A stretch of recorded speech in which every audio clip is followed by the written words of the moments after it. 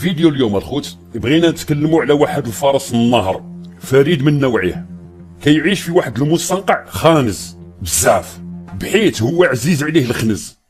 وهذا الحيوان اللي هي فاطمه الزهراء الملقبه بمطيشه، اعلاميه قناه شوف خيخي المخزنيه، بغات تحط راسها بالسيف بانها صحفيه، وعمرها ما قرات في معهد الصحافه ولا عندها شهاده تخصص في الصحافه. هاد الشيخه كانت من قبل مجرد عاهره، تدور في الشوارع والوطيلات وتسعى، وكتبيع اللحم ديالها بارخص ثمن. ومن بعدها حرقت لاسبانيا، قعدت فيها مده قصيره وهربت من تما، رجعت للزريبه لان السبنيول شبعوا فيها مزيان ولاحوها. وكي رجعت للزريبه بدات تتقلب على خدمه حتى لصقت في قناه شوف خيخي اللي هي قناه الصهيو مخزنيه، ومعروفه بالتقواديت والترويج الدعاره داخل الزريبه. هاد الشيخه مطيشه كي بدات تخدم في قناه شوف خيخي، عطاوها واحد الدور تقوم به اللي هو دير الاعلانات لاصحاب القنوات الروتيني اليومي، يديروا لهم الاشهارات مقابل الفلوس يدفعوها لقناه شوف خيخي. ومطيشه هي اللي كانت تبينهم على القنوات وتدير معاهم الروبورتاجات. نجحت في هذه المهمه ديال دعم الترويج الروتيني اليومي والعرا والدعاره. من بعد بغات تزيد تشهر راسها اكثر. واش دير؟ بدات تتهجم على الجزائر بالفاظها الخامجه، ورجعوا المواضيع ديالها كلهم تدوي غير على البنان وعلى المطيشه وعلى البطاطا، بحيث هي عزيز عليها البنان موالفه به. وهاد السب والشتم ديالها على الجزائر هادي مجرد وسيله فقط تستعملها باش تجلب المشاهدات وتشهر راسها وتشهر القناه شوف خيخي داخل الزريبه ويبردعوا العياشه. وكذلك كاش ما يتهلا فيها المخزن بقالب السكر وبيدو زيت وداك الشيء ما تاكل، لان الجيعان هو اللي تلقاوه ديما يتكلم غير على الماكله، وتلقاوه النهار كامل وهو يصور ويدور في الاسواق ويصور لهم الخضره والفاكهه كتمشي تصور في الاسواق، وفي نفس الوقت كتسعى التجار تما كاش ما يعطيوها شويه خضره وشويه فاكهه، ولات عايشه غير في السوق. وتجيب العياشه البهايم ويبداو يسبوا ويعايروا في الجزائر ويعايروا في المعارضين ويعايروا في المناضلين ويعايروا اي شخص ضد النظام.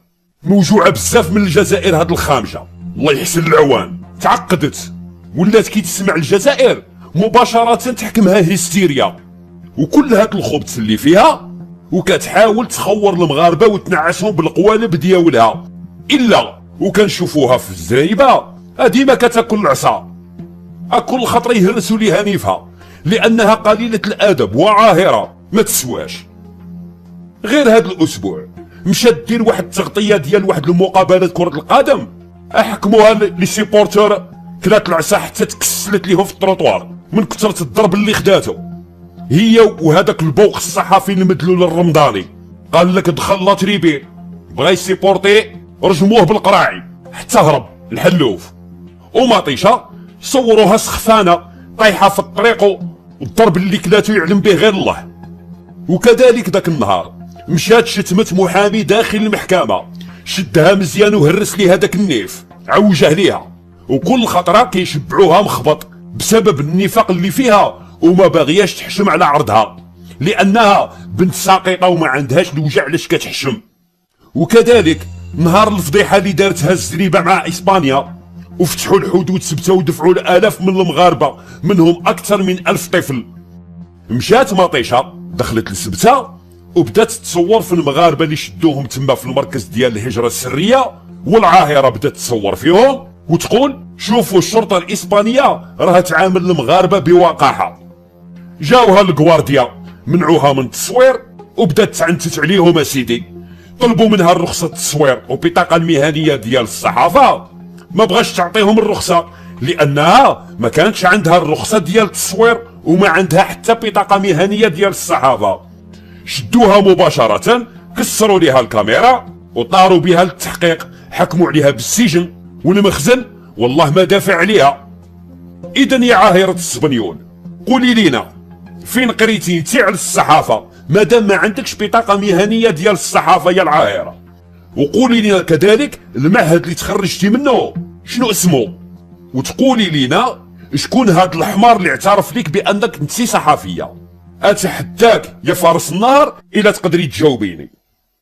هاد الزريبه الخوت ولات فين ما كان شي بغل جاهل ومنافق وعياش عبد مطيع مباشره كيخدموه في قناه ويعطوه ميكروفون ويرجعوه صحافي بلا ما يقرا او يدير شي تخصص في معهد الصحافه او تكون عنده شهاده مستوى عالي. والو الخوت، الصحافه في الزريبه غير كتر ليهم من عاش الملك وقدس هبل السادس مزيان وعرف كيفاش تخور الشعب وتنعسهم مزيان. والحاجه اللي هي مهمه بزاف، خاصك تكون خبير في سب الجزائر وتطلق عليها الاشاعات بامتياز. اذا توفرت فيك هاد الشروط غادي تولي صحفي مباشره في مملكه العهر والدياته. ومطيشه كتملك جميع الصفات القبيحه، لهذا خدموها كلبه تنبح في قناه شوف خيخي، حتى اسمها يليق بها الرجمي بحيث ربي راه راجمها وهي ما جايبه للدنيا اخبار. كلبه مطيعه من كلاب المخزن، ما عند بوها حتى شرف وما عندها حتى كرامه، مجرد عبده وعاهره، وربما حتى العاهره والله اشرف منها. وهذاك الضرب اللي كتاخدو كل يوم راه قليل فيها. لو كان طاحت في يدي انا نخلي العالم كله يتفرج فيها ويتكلم عليها ونشهرها ديال بصح ونخليها تبقى عبره، لانها خبيثه ومسخه وما عندها حتى حاجه كتشرف. والو، هاي العفن في العفن. يا جاريه السبنيول يا الفسيقه، علاش ما كتدويش على قضيه الكويتي اللي فرشخ اكثر من 100 مغربيه والمخزن ساعدوه في الهروب وخرجوه من الزريبه؟ هادي حتى قناه فيكم وحتى شي قرد فيكم ما دوا على هاد القضيه. وعلاش ما تدويش على هذيك الجمعيه الفرنسيه اللي موجوده في طنجه ديال حقوق الاطفال ولقاوهم يتاجروا بهم ويهربوهم للخارج يبيعوهم؟ جمعيه فرنسيه داخل الزريبه تدعي بانها جمعيه حقوق الاطفال وهي كتبيع الاطفال للخارج، تهربهم وتبيعهم في الخارج.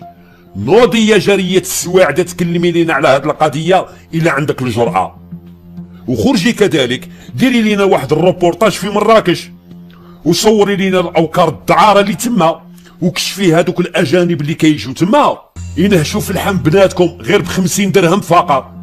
هادو هما المواضيع اللي خاصك تهضري عليهم يا الخامجه، لان المغاربه خاصهم صحافه حره اللي تعطيهم حقيقه بلادهم وتحايد عليهم هذاك الستار المظلم اللي راه عاميهم. اما باش تبقاي تنبحي على الجزائر ليل ونهار وهادوك الكلاب الابواق اللي بحالك حتى هما ولات المهمه ديالهم غير النبيح، هادشي اما غادي ينفع شعبكم بحتى شي حاجه وما عنده ما يضر الجزائر، لان الجزائر راها شابعه في دين امكم التصرفيق على ارض الواقع، ماشي بحالكم يا الحتالات اللي ولات حياتكم كلها تعتمد على المواقع فقط. خسئتم يا عبيد. وكذلك يا المعفنه، بغيت نسولك واحد السؤال، شنو قصتك مع الخارجيين؟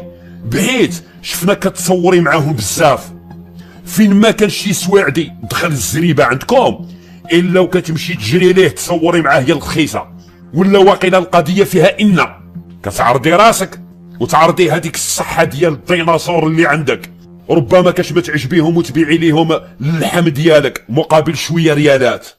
ما نسيتيش المهنه ديالك اللي كنتي تمارسيها في الماضي. الشطاح عمره ما ينسى هز الكتاف، وانت ما كتهزيش الكتاف، انت كتهزي المؤخره ديالك وتعرضيها على الجميع. فاقدة الشرف ديالك يا الخبيثه، وتمشي تسبي سيادك الجزائريين وتسبي المعارضين المغاربه الاحرار، لعنه الله عليك.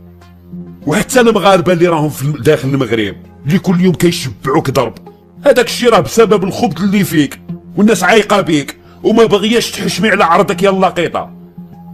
سيري بقاي في المهنه ديالك اللي كنتي تمارسيها اللي هي الدعاره، وخليك من الصحافه راها بعيده عليك، لانك هاد الصحافه شوهتي بيها وشوهتي بالصحفيين داخل الزريبه. واذا انت كتدعي نفسك بانك صحفيه اتحداك سيري ديري طالب عمل لكانش قناه اذاعيه اخرى ونشوفوا واش يقبلوك ولا لا.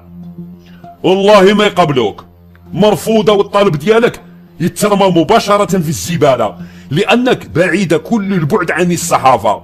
حتى التاريخ ديالك الاسود ما كيشرفش بمهنة الصحافة. ونفكرك شوية بالماضي ديالك، لأن الكثير من الناس ما كيعرفوش شكون انت بالضبط، وما كيعرفوش كيفاش دوزتي حياتك، وحنا كنعرفوك. تاريخك يا المطيشة، يا عاشقة البنان، انت طنجاوية ماشي بنت كازا، وباك باعك لواحد الشخص فقدك العذرية ديالك وانت في السن 17، يعني كنتي صغيرة، وتلاحيتي في الشوارع طنجة ودخلتي لميدان الدعارة، ومن بعدها حركتي لإسبانيا بطريقة غير شرعية. دوزتي وقت تما ولقاوك مع إسبانيين في دار، طاحوا عليكم الكوارديا سيفيل بقضية راكولاج، ولقاوك بلا أوراق، عطاوك الكيت وإكسبيرساوك للزريبة مباشرة. وقعدتي تدوري تما في الزريبة حتى تعرفتي بواحد البغل كيخدم في قناة شوف خيخي، طاح فيك وشبع فيك مزيان، وبدا يخدم بيك ويعطيك تهضري وتسبي في الناس وتحرضي على الجزائر من اجل لقمة عيشك. انت يا الحمارة راه ما عندك حتى غيرة على بلادك ولا حتى شي حاجة، انت مجرد سعاية كتجري مور الفلوس. السياسة اللي عندك هي اللي يدفع لك الفلوس، هذاك هو صاحبك. وهاد السياسة ديالك فهي من افعال الخبيث الخبيثة. غير بقاي تكذبي على العبيد ديالكم وتسبي في الجزائر وتسبي في المعارضين اللي راهم يكشفوا لك هذاك هبل السادس اللي كتعبدوه، وكيكشفوا لكم الشلهبيه والشمكاره اللي متحزم بهم. لعل وعسى ديروا العقل وتفهموا رسالكم يا العبيد بانكم تحت حكم ديكتاتوري وطاغي.